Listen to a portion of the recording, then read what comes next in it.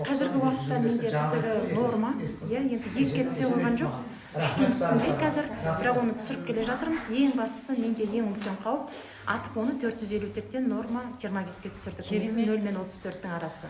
25 енді мен ойлаймын тағы да түсті деп, содан кейін Құдайға шүкір тамақта қалқаншада түйін жоқ. Қалған 3-4 барлығы норма. 20 килограмм артық салмақтан арылдым.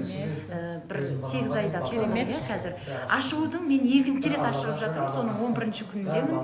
Өт қоюланған болатын, өт қоюлық жоқ. Панкреатиттен құтылдым. Бүгін айтты, сізде панкреатит жоқ деді. Үлкен жетістік. Сосын тағы да жетістіктерімнің ішінде жаңа айтып жатырмын ғой, салмақтан, үлкен салмақтан арылдым деп жатырмын да. Сосын мына уайым, қайғы дегендерді барлығын сырып тастайтын болдық. Эмоция деген орнында.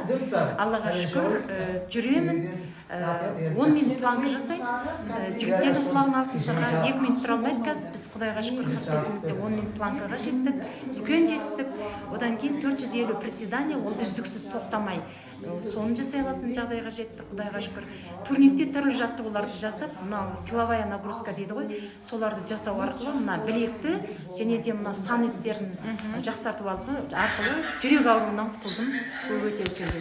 Керемет. Және бұрын ұйықтай алмай жүрдіңіз, иә? Ұйықтай алмайтын. Қазір уақытымен ұйықтап, онда ұйықтап, таңғы 6-да тұрасыз.